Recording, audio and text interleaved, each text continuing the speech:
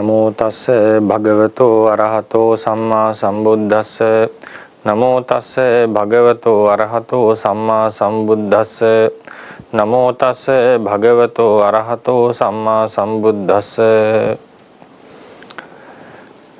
ශ්‍රද්ධාවන්ත පින්වතුනි, අද අපි කතා කරන්නට බලාපොරොත්තු වෙන්නේ ලෝකවිදූ කියන බුද්ධ ගුණය සම්බන්ධයෙන්.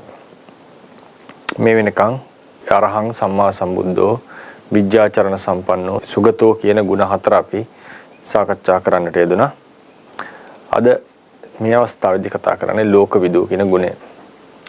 ලෝකවිදූ කියන එක බැලූ බැලමටම අපිට තේරෙනවා. ඒ අර්ථය තමයි ලෝකං අවේදීති ලෝකවිදූ. ඒ කියන්නේ ලෝකය අවබෝධ කරගත් කෙනා, ලෝකයේ පිළිබඳ දැනගත් කෙනා තමයි ලෝකවිදූ කියලා හඳුන්වලා තියෙන්නේ. එතකොට මේක ක්‍රම දෙකකට අපිට විස්තර කරගන්නට පුළුවන්. සාමාන්‍යයෙන් ලෝකය පංච උපාදානස්කන්ධ සංඛ්‍යාත ලෝකය අවබෝධ කරගත්ත නිසා. ඒ කියන්නේ රෝහිතස්ස සූත්‍රයේ තියෙනවානේ ලෝක සමුදයංච ලෝකංච ලෝක සමුදයංච ලෝක නිරෝධංච ලෝක නිරෝධ ගාමිනී ප්‍රතිපදා පටිපදංච කියන හතරම උන්වහන්සේ අවබෝධ කරගත්තා. ඒක මේ බඹයක් පමණු ශරීරය තුල තමන් පනවනවා කියන එක. ඒකෙන් කියුනේ බාහිර ලෝකයක් නැහැ කියන එක නෙවෙයි. තේරවාද විග්‍රහය තමයි සකල ලෝකයේම අවබෝධ කරගන්නට පුළුවන් මේ බඹයක් පමණු ශරීරය සහ සිත පරිඥා කිරීම තුලින්. ඉතින් ඒ ලෝකෙහි නාම රූප වල ස්වභාව ලක්ෂණය, ඒ වගේම සාමාන්‍ය ලක්ෂණ, සංකත ලක්ෂණය මේ ආදී වූ සියල්ලක්ම අවබෝධ කරගත්තා තථාගතයන් වහන්සේ. කොහොමද මොකද්ද මේ ලෝකය මරණින් මත්තේ සිඳෙන්නේ නැතුව මේ උපාදානස්කන්ධ පංචක පරම්පරාව දිගින් දිගට පවතින්නේ ඇයි? ඒ වගේම එහි අනුත්පාද නිරෝධේ නිර්වාණ ධාතුව කුමක්ද? ඒ නිර්වාණය අධිගමනය කරන්නට අනුගමනය කළ යුතු මාර්ගය මොකක්ද කියන එකත් උන්වහන්සේ අවබෝධ කරගත්තා. එසේ මේ ස්කන්ධ ලෝකය නැත්නම් සත්‍යයන් සම්බන්ධ මේ ජීවිත ලෝකය ਸਰව සම්පූර්ණයෙන් අවබෝධ කරගත්ත නිසා සහ ඒ ලෝකයේ පිළිබඳ අවබෝධ කරගෙන ඒ ලෝකේ හට ගැනීම අවබෝධ කරගෙන ඒ ලෝකයේ නිරෝධය අවබෝධ කරගෙන ඒ ලෝක නිරෝධයට පත් වෙන මාර්ගය අවබෝධ කරගත්ත නිසා උන්වහන්සේ ලෝකවිදූ නමින් හඳුන්වනවා. තව ක්‍රමයකට අපි ලෝකවිදූ ගුණය හඳුන්වනවා. මොනවද? ඕකාස ලෝකය, නැත්නම් අවකාශ ලෝකය, සත්ව ලෝකය, සංඛාර ලෝකය. නැත්නම් අවකාශ ලෝකය, සංඛාර ලෝකය, සත්ව ලෝකය අවබෝධ කරගත්ත නිසා. ඒ කියන්නේ උදාහරණයකට අවකාශ ලෝකය කියලා කියන්නේ මේ මනුස්ස ලෝකයේ, දිව්‍ය ලෝක, බ්‍රහ්ම ලෝක ආදී වූ ඒ ලෝක පිහිටලා තියෙන ආකාරයේ ලෝකවල ඉන්න සත්තුන්ගේ මොන වගේ සත්වයෝද උපදින්නේ, ඒ වගේම ඒ ලෝකවලට යන්නේ මොන කර්ම වලින්ද ආදී ලෙසට උන්වහන්සේ ਸਰව සම්පූර්ණයෙන් ලෝක සම්බන්ධයෙන් අවබෝධ කරගත්තා. ඒ ලෝක හැදෙන්නේ කොහොමද? ඒ ලෝක පවතින්නේ කොහොමද? ඒවා විනාශ වෙන්නේ කවරක් නිසාද? මොන ආකාරයෙන්ද ආදී ලෙසට උන්වහන්සේ අවබෝධ කරගත්තා. ඒක තමයි ලෝකවිදූ කියන එකෙන් අවකාශ ලෝකය අවබෝධ කරගත්තා කියලා කියන්නේ. ඊළඟට ඒ අවකාශ ලෝකයේ ජීවත් වෙනවා සත්වයෝ. ඒ කියන්නේ සවිඥානික වේවා අවිඥානික වේවා. අවිඥානික සත්වයෝ වෙන අසඤ්ඤ සත්වයෝනේ. එතකොට රූපී වේවා අරූපී වේවා සත්වයෝ මේක ජීවත් වෙනවා. ඒ සත්වයන් සම්බන්ධයෙන් උන්වහන්සේ ගැඹුරින් අවබෝධ කරගෙන තිනවා. ඒ සත්වයන්ගේ නම් ගොත්, ඒ වගේම ආයුෂ, ඒ වගේම ඔවුන්ගේ හැකියාවන් මේ සියල්ල සත්‍යයන් සම්බන්ධයෙන් උන්වහන්සේ අවබෝධ කරගත්තා. ඒ සත්‍යයන් ඒ විදිහට සැප දුක් විඳින්නේ ඇයි? මේ විදිහේ විරූප දුරූපී භාවයන් නැති වෙලා තියෙන්නේ ඇයි? නිරෝගී රෝගී භාවයන් නැති වෙලා තියෙන්නේ ඇයි? ආදී ලෙසටත් උන්වහන්සේ අවබෝධ කරගත්තා. ඒ වගේම මේ අවකාශ ලෝකයේ සහ සත්ත්ව ලෝකයේ කියන දෙකම සකස් වෙලා තියෙන්නේ සංස්කාර වලින්, නාම රූප වලින්. ඒ අවකාශ ලෝක සත්ත්ව ලෝක දෙකෙහිම ගැඹුරින් තියෙන ඒ සංස්කාරයෝ සියල්ල උන්වහන්සේ අවබෝධ කරගත්තා. ඒ කියන්නේ සිත, චෛතසික 52, රූප 28 මෙන්න මේ කියන සංස්කාර ලෝකයට උන්වහන්සේ සර්ව ප්‍රකාරයෙන් අවබෝධ කරගත්තා. ඒ සංස්කාර ධර්මයේ ලක්ෂණය, රසය, පච්චුපට්ඨානය, පදට්ඨානය, ඒවායේ හේතුව, ඒ වගේම ඒවායේ පරම්පරා වශයෙන් වර්ධනයට හේතුව, ඒ පරම්පරාව නතර වීම, ඒවා ඒ විදිහට ඒ සම්බන්ධයෙන් ගැඹුරින් අවබෝධ කරගත්තා. මෙලෙසට මේ අවකාශ ලෝකයේ අපි ජීවත් වන ලෝක ධාතු පිළිබඳවත්, සත්ත්ව ලෝකයේ පිළිබඳව, සත්වයන් සම්බන්ධයෙන්, ඒ වගේම ඒවා සැදිලා තියෙන අවකාශ ලෝක සත්ත්ව ලෝක සැදිලා තියෙන සංස්කාර ධර්මයන් සම්බන්ධයෙන් මේක අවබෝධ කරගන්නට යෙදුණා. ඉතින් සංස්කාර කියන වචනේ මෙතනදී নানা ක්‍රම වලට විස්තර කරන්නට පුළුවන්. මේ එක ක්‍රමයක් අපි අනුගමනය කරන්න. ඉතින් මෙතනදී අපි විශේෂයෙන් අවධානය දෙන්න මම කැමතියි අද සත්ත්ව ලෝකයේ පිළිබඳ අවබෝධ කිරීම කියන එක. සත්ත්ව ලෝකය කියලා කියනකොට මේ අපි ඔබ හැමදෙනාම ආයත් වෙන්නේ සත්ත්ව ලෝකයට. ඒක මනුස්ස ලෝකය, දිව්‍ය ලෝක, බ්‍රහ්ම ලෝක, සතර අපාය ආදී ලෙසට ප්‍රධාන වශයෙන් කොටස් කිහිපයක් තියෙනවා. සංඛ්‍යා වශයෙන් ගත්තම නිරය, ඊට පස්සේ තිරිසන් යෝනිය, ප්‍රේතනිකාය, අසුරනිකාය කියලා සතර අපායක් තියෙනවා. ඊළඟ මනුස්ස ලෝකේ 1යි, දිව්‍ය ලෝක 6යි, චාතුම් මහරජික, යාමේ, තාවතින්සේ, යාමේ, තුසිතේ, නිම්මාන රති, පරිනිම්මිත වසවර්ති වශයෙන් රූපාවචර බ්‍රහ්ම ලෝක 16යි, ප්‍රථම ධ්‍යාන 3යි, ද්විතීය ධ්‍යාන 3යි, තෘතීය ධ්‍යාන 3යි, චතුර්ථ ධ්‍යාන 5යි. ඒ කියන්නේ බ්‍රහ්ම පාරිසජ්ජ, බ්‍රහ්ම පුරෝහිත, මහා බ්‍රහ්ම වශයෙන් ප්‍රථම ධ්‍යාන ලෝක 3ක් තියෙනවා. ඒ වගේම පරිත්තාබ, අප්පමානාබ, ආබස්සර කියලා ද්විතීය ධ්‍යාන 3යි, ලෝක 3යි. පරිත්ත සුභ, අප්පමාන සුභ, සුභකින්න කියලා තෘතීය ධ්‍යාන බ්‍රහ්ම ලෝක 3යි. ඊළඟට වේහප්පලේ, අසඤ්ඤ සත්‍යය, චතුර්ථ ධ්‍යාන බ්‍රහ්ම ලෝක 2. ඒ චතුර්ථ ධ්‍යානටම අයත්වම සුද්ධාවාස වශයෙන් අවිහ, අතප්ප, සුදස්ස, සුදසි, අකනිට්ටා කියලා බ්‍රහ්ම ලෝක 5යි. සියල්ල 16යි. අරූප ලෝක 4යි. ආකාසානං ඡායතනය, විඥානං ඡායතනය, ආකින්චඤ්ඤායතනය, නේව සංඥා, නාසඤ්ඤායතනය. මේ තමයි සාමාන්‍යයෙන් ඒ ලෝකවල ජීවන සත්වයෝ. ඒයින් සමහර සත්වයන්ගේ රූපයක් තියෙනවා, සමහර සත්වයන්ගේ රූපයක් නැහැ. බොහෝ සත්වයන්ට සිත් තියෙනවා, අසඤ්ඤ සත්ත්වයේ සිත් නැහැ. අරූප ලෝකේ රූප නැහැ. අනිත් සියලු 26ක් ලෝකවල ඉන්න සත්වයන්ට නාම රූප දෙකම තියෙනවා. ඔවුන්ගෙන් සමහරෙක්ට ගාන, ජීවහා, කාය ආදී වූ සංවේදනා නැහැ. මේ ආදී ලෙසට ඒ සත්වයන් සම්බන්ධයෙන් තියෙන නානත්වය උන්වහන්සේ අවබෝධ කරගත්තා. අපිට යමක ප්‍රකරණයේ ධාතු කතා ප්‍රකරණය අනුසාරයෙන් ඒ වගේම සමහර සූත්‍ර අනුසාරයෙන් මේ පිළිබඳව තේරුම් ගන්නට පුළුවන්. ඒ වගේම උන්වහන්සේගේ තියෙන සර්වඥතා ඥානයේ සහ අවශේෂ ඥානයන් හේතු කරගෙන උන්වහන්සේට පුළුවන් යම්කිසි සත්වයේ ඒ සත්ව ලෝකයේහි යම් තැනකින් චුත වුණා නම්, මිය ගියා නම්, ඒ මියගිය සත්වයන් නැවත උපදින තැන බලන්නට. ඒකට චුතූපපාත ඥානය කියලා. චුතූපපාත ඥානය. මේ සත්වය අහවල් තැන උපන්නා. ඇයි එහෙම උපන්නේ? මොන කර්මයක් ඉදිරිපත් වෙලාද උපන්නේ කියන එක යථා කම්මූපක කියන ඥාණයෙන් දකින්නට පුළුවන්. හරියට ගෙවල් දෙකක් මැදින් හිටගෙන ඉන්න මිනිස්සෙක් එක ගේකින් අනිත් ගේකට මිනිස්සු මාරු වෙනකොට ඒක පැහැදිලි ලෙස දකින්නා වගේ සත්වයේ යම් කෙනෙක් චුත වුණා නම්, මිය ගියා නම් කෙලෙස් සහිතව ඒ පුද්ගලයා නැවත උපදුනේ කොතනද කියන එක උන්වහන්සේට තේරුම් ගන්නට පුළුවන්. මේක සාමාන්‍යයෙන් මිනිස්සයාට හිතා ගන්නට අමාරු දෙයක්. අපි සාමාන්‍යයෙන් අපේ හිතවත් අය, අපි කැමති අය, ආදරය කරන අය මිය ගියාම කොහි තැනක ඉන්නවද කියන එක අපිට ලොකු කුතුහලයක්. එයා ඉපදුනාද නැද්ද කියන ප්‍රශ්න වා සමහරුන්ට තියෙන්නට පුළුවන්. සමහරු හිතනවා සම්පූර්ණයෙන් එයා ඉපදින්නේ නැහැ, අවසන් වුණා ඒ රූපය කියලා. සමහර අය විශ්වාස කරනවා නැවත ඉපදුනා කියලා. සමහරු හිතනවා ස්වර්ගයට හෝ අපායට ගියා කියලා. බෞද්ධයෝ හිතනවා කොහි හරි කර්මානුරූපව යන්නට ඇති කියලා. මේ වගේ උපකල්පනයක්, මේ වගේ අනුමානයක් තමයි අපිට තියෙන්නේ.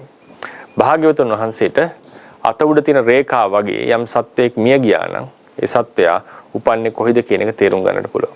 ඒ කියන්නේ උන්වහන්සේ ඒ දිවසට සමවැදිලා ඒකට කියනවා දිබ්බ චක්කුව කියලා. ඒ දිබ්බ චක්කුව තුලින් උන්වහන්සේ අදිෂ්ඨාන කරනවා මේ අහවල් මියගිය සත්වයා දිහා බලලා මේ සත්වයා කොහෙද උපන්නේ කියලා සිහි කරනකොට, ආවර්ජනා කරනකොට යථා කම්මූපක ඥානයයි ඒ චුතූපපාත ඥාන ආදී ප්‍රතිඵලයක් ලෙස උන්වහන්සේට පේන්න පටන් ගන්නවා අන්න අහවල් තැන මේ සත්වයා උපන්න කියලා. හැබැයි ඒක පෙන්නන මේ මෙතනින් මෙතනට මෙයා ගියා කියන සලකුණක් නෑ. ඒ කය අභිඥාවේ ස්වභාවය. අභිඥාවේ අනුභවය ලක්ෂ කෝටි සංඛ්‍යාත සත්වයන් අතුරෙන් අර තමන් හිතපු සත්වයාම මතුවලා පේන්නට පටන් ගන්නවා. ඒක කොහොමද වෙන්නේ කියන එක විස්තර කරන්නට බෑ. නමුත් ඒකේ 10 දෙනෙක් බැලුවොත් 10 දෙනාටම අභිඥාවෙන් ඒකම සත්වයා පේන්නට පටන් ගන්නවා. ඒකෙන් තමයි විශ්වාසය ගොඩනගන්නේ මේ අහවල් කෙනා කියලා. අභිඥාවේ ඉන්න කෙනාට දැඩි විශ්වාසයක් තියෙනවා තමන් දකින්න ඇත්තටම අහවල් පුද්ගලයා කියලා. ඉතින් මේක අපිට හිතා ගන්නට බැරි සිදුවීමක්. අපි කෙනෙක් මිය ගියාට පස්සේ අපිට තියෙන ඔහුගේ රූපකය විතරයි. ඔහු කොහොමද උපන්නේ, සත්‍යයේ චිත්ත පරම්පරාව කොහොමද නැවත පවතින්නේ කියන එක අපිට තියෙන ලොකු අන්ධකාරයක්. කොටින්ම අපි මිය ගිහිල්ලා උපදින තැන, අපි උපදිනට කලින් හිටිය තැන කියන එකත් අපිට పూర్ව භවයේ පසු භවයේ පිළිබඳ ලොකු අන්ධකාරයක් තියෙනවා. ඒ අඳුර ඒ අන්ධකාර වර්ග දෙකක් තියෙනවා. පූර්ව භවයක් පසු භවයක් තියෙනවද හේතුඵල සම්බන්ධ වශයෙන් පවතිනවද කියන එක ගැන අනවබෝධ එකක්. ඇත්තටම මොකද්ද වෙන්නේ? මොකද්ද එතන වෙලා තියෙන්නේ කියන එක අවබෝධ කරගන්න බැරි එක තව එකක්. අභිඥාවෙන් කරන්නේ ඇත්තටම කවුද වෙලා තියෙන්නේ? කවුරු ලෙස ඉපදුනේද කියන තොරතුරු දැන ගැනීම. අර නාම රූප පටිච්චසමුප්පාද වශයෙන් පූර්ව භව පසු භව අතර සම්බන්ධයේ තේරුම් ගැනීම සිද්ධ වෙන්නේ කාංකා විතරණ විසුද්ධිය යටතේ විදර්ශනා ඥානය. ඉතින් උන්වහන්සේට දැන් අපි සාමාන්‍ය කෙනෙක්ට මොකද්ද උනේ මේ පුද්ගලයාට කියලා හිතා ගන්න බැරි වෙනකොට අතැඹුලක්සේ උන්වහන්සේට පුළුවන් වෙනවා මේ අහවල් සත්‍ය අහවල් තැන උපන්නේ ආදී ලෙස දකින්නට. අර බෝධි මණ්ඩලයේදී බුදු වෙනට කලින්ම ලක්ෂ කෝටි සංඛ්‍යාත සත්වයා මෙරි උපදින එක උන්වහන්සේ දුටුවා. මහා කාශ්‍යප ස්වාමින් වහන්සේත් අර මැරෙන උපදින සත්වයෝ බල ඉන්නකොට බුදුරජාණන් වහන්සේ දිවසින් 이르දියෙන් කතා කරලා කියනවානේ කාශ්‍යපය ඔකෝට වඩා තියෙනවා මව් කුසක වුණත් හරියට වැහි බිඳු වැටෙනකොට ජලාශයකට දිය බුබුලු උපදලා බිඳිනවා වගේ තමයි සත්වයෝ මේ මව් කුස ඇසුරු කරගෙන ඉපදී මැරෙන්නේ කියන එක තථාගතයන් වහන්සේ දේශනා කරා. කලාතුරකින් කෙනෙක් තමයි මේ මව් කුස සවයි වෙලා ඉතිරි වෙලා දරුවෙක් ලෙස බිහි වෙන්නේ. ඉතින් මේ විදිහට ලෝකයේ සත්වයා මිය ගියාට පස්සේ මරණයෙන් පස්සේ තියෙන සිදුවීම අපිට පේන්නේ නැති දෙයක්. අපිට තේරුම් ගන්න බැරි දෙයක්. මේ උප්පත්තියට කලින් වෙච්ච දේ සාමාන්‍ය මිනිස්සුන්ට තේරුම් ගන්නට බෑ. ජාති ස්මරණ ඥානෙ තියෙන කෙනෙකුට විශේෂයෙන් මතක් වෙනවා. නැත්නම් තේරුම් ගන්නට බෑ. ඉතින් මේ විදිහට මේ සත්වයාගේ චුතිපටිසන්ධි දෙකෙන් එහාට සිද්ධ වෙච්ච දේවල් ඒ සත්වයට අදාළව භාග්‍යවතුන් වහන්සේට තේරුම් ගන්නට පුළුවන්.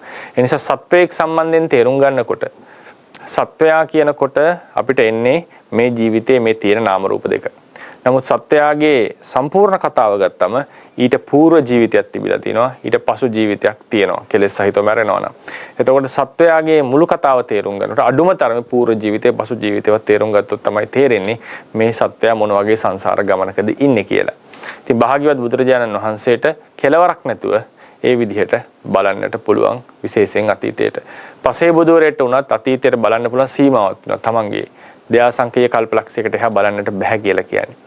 ඉතින් සම්මා සම්බුදුරේට ඊටත් එහා කාලය දැක ගන්නට බලන්නට කෙලවරක් නැතුව බලන්නට පුළුවන්. ඒ නිසා සත්වයන් සම්බන්ධයෙන් සත්වයන්ගේ මේ ජීවිතය, පූර්ව ජීවිත, විය හැකි පසු ජීවිත මේ සියල්ලක්ම තේරුම් ගත්ත නිසා උන්වහන්සේ සත්ව ලෝකයේ මනාකොට අවබෝධ කරගත්ත නිසා ලෝක විදූ නම් වෙනවා. ඒ වගේම මේ ලෝක ධාතුවේහි විශ්වයේ ඉන්නා වූ කවර සත්වයෙක්ගේ නමුත් තථාගතයන් වහන්සේට තමන්ගේ නුවණ යොමු කරලා මේ සත්වයාගේ නම මේකයි. මේ සත්වයාට තියෙන ආයුෂය මෙහෙමයි. මේ සත්වයා පිළිසඳගත්තේ අහවල් කර්මයකින්. මේ සත්වයාට විපාක දෙන්නට තිය හැකි කර්ම මේවා. මේ විදිහට හැසිරුණොත් මේ වගේ කුසල කර්ම මතු කර ගන්නට පුළුවන්. මේ විදිහට අයහපත් ලෙස හැසිරුණොත් මේ වගේ අකුසල කර්ම මතු වෙනවා මොහුට. මේ වගේම ඒ සත්වයා මේ විදිහේ මේ තියෙන එයාගේ තියෙන හැකියාව උඩ පාරමී ශක්තිය උඩ ප්‍රතිපත්ති පූර්ණේ කරොත් මොහුට යන්න පුළුවන් උපරිම තැන මොකක්ද? මොහුට උපරිම උත්සාහ කරලා සෝවාන් වෙන්න පුළුවන්. නැත්නම් විදර්ශනා ඥානයක් ලබන්නට පුළුවන්. ඒ ඥානයට අහවල් ඥානයට යන්නට බෑ. ඒ සඳහා වූ වෙනම උත්සාහ කරන්නට ඕනේ ඊළඟ ජීවිතවල ආදී ලෙසට සත්වයක සම්බන්ධයෙන් තියෙන සර්ව සම්පූර්ණ අවබෝධයක් උන්වහන්සේට තියෙනවා. නම් ගොත් ආදී පිළිබඳ කවර කතාවද? දැන් අපිට කෙනෙක් හම්බ වෙනකොට මුලින්ම අපිට මේ මිනිස්සයා වූ සත්වයා පිළිබඳව තේරුම් ගන්නට අලුතෙන්ම හම්බ වෙන කෙනෙක් නම් අපිට කාලයක් යනවා ඔහු ඇසුරු කරලා කොහොම කෙනෙක්ද කියලා මොහොත තේරුම් ගන්නට. එතකොට භාග්‍යවත් බුදුරජාණන් වහන්සේට ඒ පුද්ගලයාව කතා නොකරම ඔහු පිළිබඳව සර්ව සම්පූර්ණයෙන් තේරුම් ගන්නට පුළුවන් වෙනවා. දැන් බාවාරි තවුසගේ ශිෂ්‍යයෝ ගිහිල්ලා ප්‍රශ්න ඇහුවානේ. ප්‍රශ්න ඇහුවේ සමහර ප්‍රශ්න හිතෙන් ඇහුවා. එතකොට උන්වහන්සේ විසඳනවා. එක වෙලාවක අහනවා අපේ ගුරුතුමාට තියෙන මහා පුරුෂ ලක්ෂණ කීපයක් තිබුණා මොනවද? කීයක් තියෙනවද ආදී ලෙසට. බුදුරජාණන් වහන්සේ බාබාරිව දැකලා නැහැ. උන්වහන්සේ කියනවා මේ තුනක් තියෙනවා මහා පුරුෂ ලක්ෂණ. ආදී ලෙසට Taman මුණ නොගැහිච්ච සත්වයා පිළිබඳව පවා උන්වහන්සේ අවබෝධ කරගන්නවා. ඉතින් පරසිට විඥාන ඥානයේ තියෙන උත්තමයන්ට බුදුවරු විතරක් නෙවෙයි පරචිත්ත විඥාන ඥානෙ පෙර පරසිට දන්නා නුවණ තියෙන අයට අනිත් සත්වයේ සිතුවිලි තේරුම් ගන්නට පුළුවන්. ඔහු මෙහෙමයි හිතන්නේ. ඔහු මෙහෙමයි දින ගානකට කලින් හිතුවේ. ඔහුට පහළ විය හැකි සිත් මෙහෙමයි අනාගතේ. ආදී ලෙසට පුද්ගලයා සම්බන්ධයෙන් යම් අවබෝධයක් ගන්නට පුළුවන් පරචිත්ත විඥානයේ තියෙන ඍෂිවරුන්ට රහතන් වහන්සේලාට වගේ. නමුත් උන්වහන්සේලාට ඒකේ සීමාවක් තියෙනවා. ඒ කියන්නේ ඒ සිත්වලටත් වඩා සියුම් වෙච්ච යම් කිසි ගති ස්වභාව ටිකක් අපේ సంతානය ඇසුරු කරනවා. ඒකට අනුසය, ආසය, චරිතය, අදිමුත්තිය මේ වගේ දේවල්. ඒ වගේම අප්පරජක්ක, මහරජක්ක භාවය, තික්ඛින්ද්‍රිය, මුදින්ද්‍රිය භාවය, ස්වාකාර, ද්වාකාර, සුවිඤ්ඤාපේ, දුවිඤ්ඤාපේ, භව්‍ය, අභව්‍ය භාවය වගේ ඊටා ගැඹුරු ස්වභාව ටිකක් සත්‍යයන් සංකතව තියෙනවා. අනුසය කියලා කියන්නේ පසුපස්සේ ලුහු බැඳගෙන එන හටගන්නට සුදුසු හටගන්නට ඉඩක් හොයන තාමගත බලවත් ක්ලේශය. ආසය කියලා කියන්නේ බොහෝ කල සසර අපි හුරු කරපු නිසා අපේ චන්තානගතව තියෙන අපේ ආධ්‍යාසය, අපේ නැඹුරුව, අපේ අභ්‍යන්තර ගති ස්වභාවය. එතකොට අපේ තියෙනවා කාමයට බර පුද්ගලයෝ, ව්‍යාපාදයට බර පුද්ගලයෝ, නෙක්ඛම්මයට බර පුද්ගලයෝ, අවිහිංසාවට බර පුද්ගලයෝ කියලා ඔවුන්ගේ సంతාන විවිධත්වයට තියෙනවා. ඒ වගේම ඒ නිසාම චරිතයක් නිර්මාණය වෙනවා. මේ අහවල් චරිතය කියලා. ඒක ක්‍රම දෙකකට තියෙනවා. ආධ්‍යාසය අනුවත් චරිතය නිර්මාණය වෙනවා. ප්‍රතිසන්දිගත කර්මය අනුවත් චරිතය තීරණය වෙනවා. ඊට පස්සේ සසර චරිත කියන එකෙන් තව අර්ථයක් තමයි සසර තමන් පුරුදු කරලා තියෙන කුසල අකුසල කර්ම කියන එක. ඒකත් බුදුරජාණන් වහන්සේට තේරුම් ගන්නට පුළුවන් වෙනවා. ඊළඟට මේ සත්‍යයට නිවන් දකින්නට තියෙන හැකියාව, මොහුගේ කෙලෙස් අධික අඩු වැඩි බව, මොහුට පහසුවෙන් අවබෝධ කරන්න පුළුවන් ද බැරි බව ආදී වූ ගැඹුරින් මේ සත්‍යය පිළිබඳව අවබෝධයක් තියෙනවා. දැන් අඟුලිමාල තෙරුන් වහන්සේගේ කතාවේදී උන්වහන්සේ ඊටාම දරුණු අතිශය භයංකාර දාමරිකයෙක් වෙලා කිසිදු අනුකම්පාවකින් තොරව මිනිස්සු මරාගෙන යන පුද්ගලයාව දමනය කරන්නට ඕනේ, මේ පුද්ගලයාව රහත් කරවන්නට පුළුවන් කියන සිතවිල්ල පහළ වීමම විශේෂයිනේ. අපි දැන් රටේ ලෝකේ ඉන්න අතිශයින්ම භයානක දාමරිකයෙක් දිහා දාමරිකයට බණක් කියන ඔහු හරිගස්සන්න යනකොට අපි වටා ඉන්න මිත්‍රයෝ කිය මොනවද ඔය කරන පිස්සු වැඩේ. ඔය වගේ දෙයක් හිතන්නවත් පුළුවන්. එයා අහවල් කෙනෙක්. අර වගේ පහත් මට්ටමේ කෙනෙක්. ඒ කට්ටියට මොන බනද ආදී ලෙසට අපිට චෝදනා කරනවා. අපි හාස්‍යයට ගන්නට පුළුවන්.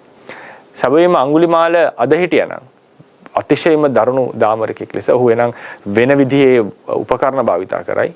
කඩුවක් නැතුව තුවක්කුවක් වගේ දේ භාවිතා කරන්න ඉඩ තියෙනවා. අද තියෙන උපකරණ අනුව.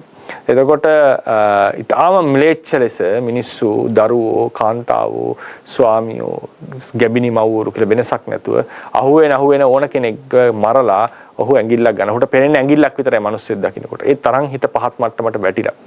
කිසිදු වරදක් නොකරව මිනිස්සු තමයි ඝාතනය කරන්නේ. ඉතින් මේ වගේ පුද්ගලයෙක් ගැන අපිට කතාවක් ඇහෙනකොට දැන් එක්තරා විදිහක ත්‍රස්තවාදීත්වය මෙතන තියෙනවා. ඒතර මේ වගේ කෙනෙක් ගැන කතාවක් ඇහෙනකොට ලෝකයේ හැමදෙනාම නැඹුරුවන්නේ ඒ පුද්ගලයා මරන්න, ඒ පුද්ගලයාට දඬුවම් දෙන්න, ඔහු සමාජයෙන් ඉවත් කරන්න. නමුත් භාග්‍යවත් බුදුරජාණන් වහන්සේ, තථාගතයන් වහන්සේ හිතනවා මට පුළුවන් මේ මිනිස්යාව මහාන කරවලා රහත් කරවන්නට කියලා. එතකොට මේ සිතිවිලි දෙක බලන්න අපි සමහර වෙලාවට ඒ කාලේ හිටියනම් බුදුරජාණන් වහන්සේගේ ශ්‍රාවකෙක් නොවි හිටියනම් මේ උත්සාහය ගන්නකොට සමහරට hina යන්නට පුළුවන්. මොකද්ද මේ කරන්නේ? පුළුවන් වැඩක්ද ඔය කරන්නේ ආදී ලෙසට. මොකද අතිශයින්ම දරුණු තත්වයක ඔහු ඉන්න කෙනෙක්. ඉතින් නමුත් වෙනස තියෙන්නේ අපිට සාමාන්‍යයෙන් ඔහුගේ ක්‍රියාකලාපෙන් තමයි මනින්නේ. ඒ අපේ මනින්න සම්පූර්ණයෙන් වැරදි නැහැ. අපි සාමාන්‍යයෙන් කෙනෙක්ගේ කායික වාචික ක්‍රියාකාරකම් අනුව තමයි අපි තේරුම් ගන්න මේ අහවල් කෙනෙක් කියලා, මේ වගේ කෙනෙක් කියලා.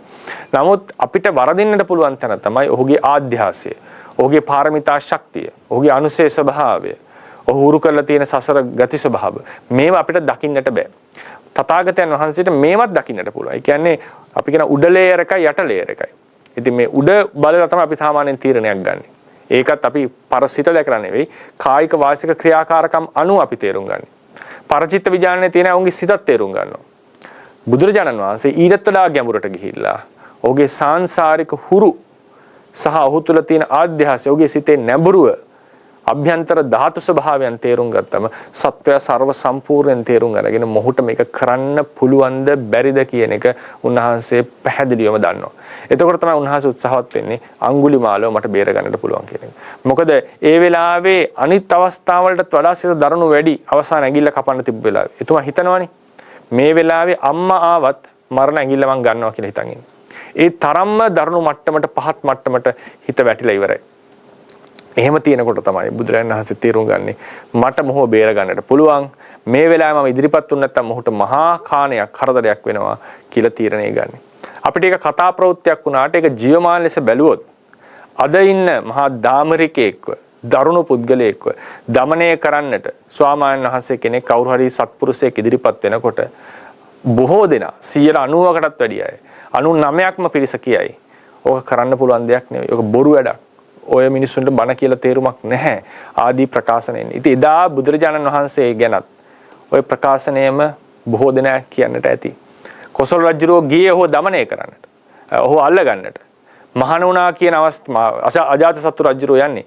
මහාන වුණා කියන පණිවිඩය ඇහෙනකොටම ඒ අර ඉන්නේ අඟුලිමාල කියලා කියනකොටම අජාතසත්තු රජුරෝ මහාන වෙලා ඉන්න අඟුලිමාල දැකපු වෙලාවේදී බය වුණා කියලා කියනවා. තැති ගැන්මටපත් වුණා කියනවා. මේ වගේ දාමරිකයෙක්ද මං ඉස්සරහා දැන් ඉන්නේ කියලා. ඒතකොට තමයි බුදුරජාණන් වහන්සේ කියන බය වෙන්නට එපා.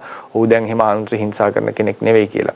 ඉතින් ඒ තරම් සමාජ බිහිතිකාවක් ඇති කරපු මිනිස්සෙක්ව මේ দমনය කරන්නට උන්වහන්සේ පුරුෂ ධම්මසාරති ගුණය උන්වහන්සේ দমনය කරපු එකත් අපි කතා කරන්නට ඕන ඉදිරියේදී. නමුත් ඒ කිරීමට උන්වහන්සේට හැකි වුණේ ඇයි? උන්වහන්සේලා අපි කියනවා ඉන්සයිඩ් අවුට් ට්‍රීට් කරන්න පුළුවන්. ඒ කියන්නේ සර්ව සම්පූර්ණයෙන් සත්‍යව තේරුම් ගන්නවා. ඒතර උන්වහන්සේ දන්නවා මෙයාව দমনය කරන්න පුළුවන්ද බැරිද කියන එක. මේක වෙන ඍෂිවරයෙක්ට කරන්නට බැරි දෙයක්. පරසිට දැක්කත් මේ අභ්‍යන්තරයේ තේරුම් අරගෙන මේ වගේ මට්ටමකට සත්‍යව තේරුම් ගන්නට වෙන අයට බෑ. පසේ බුදුවරුන්ටත් ඒකේ සීමාවක් තියෙනවා. රහතන් වහන්සේලාට ඒකේ සීමාවක් තියෙනවා. යම් ප්‍රමාණයකට ආධ්‍යාසය වගේ එකක් තේරුම් ගන්නට පුළුවන් රහතන් වහන්සේලාට පසේ බුදුවරුන්ට. අනුරුද්ධ මහරහතන් වහන්සේ කියනවනේ තමන්ටත් මේ ඥාන යම් යම් මට්ටමින් තිබුණා කියලා. නමුත් ਸਰව සම්පූර්ණයෙන් තේරුම් ගැනීම කරන්නට බෑ. ඒ නිසානේ සාරිපුත්‍ර මහරහතන් වහන්සේ මාස 9ක් කමටහන් දීලා 3 වතාවක් 3 බැගින් මාස උත්සාහ කරපු රන් කරුවා. ඒ රත්තරන් ඒ හදන කුලේ උපන්නා වූ ඒ රන් කරුවා මහට මාර්ගඵල දෙන්නට බැරි වුණා. නමුත් තථාගතයන් වහන්සේ එක වරුවෙන් ඒ පුද්ගලයාව රහත් කෙරුවා. හේතුව මොකද?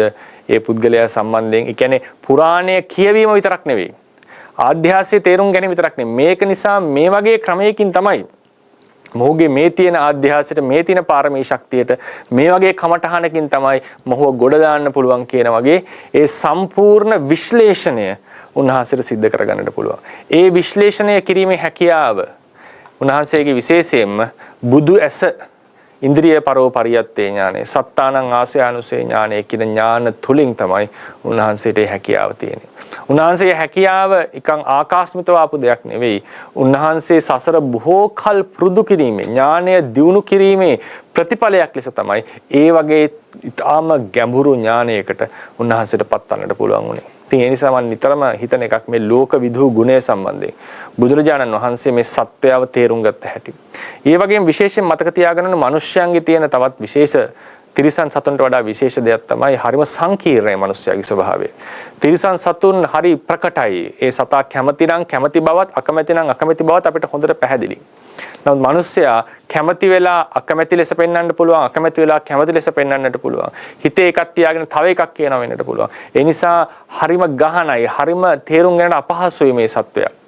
ඒකනේ අර හස්තීන් দমনය කරන කෙනෙක් කිව්වේ මේ ඇත්තු দমনය කරන්න මට පුළුවන්. මේ ඇත්තු මෙච්චර මේ මොනවද තිරිසන් සත්තු වෙලත් ඉතාම අමාරුයි. මෙච්චර ප්‍රකට වෙලත් ඒ සත්තුන්ගේ හැඟීම් ප්‍රකට වෙලත් සමහර වෙලාවලට ඒ සත්තු අමුතු ක්‍රම වලට හැසිරෙනවා. ඉතින් ඒ සත්තු দমনය කරන්න අතිශය අමාරුයි. ඊටත් වඩා 100,000 ගුණයෙන් ගැඹුරු වෙච්ච සංකීර්ණ වෙච්ච මේ මිනිස්සයෝ ටික මේ සංඝයා කියන ඔබගේ ශ්‍රාවක පිරිස මේ වට්ටමින් ඔබ හික්මවලා තියෙනවා කියන එක.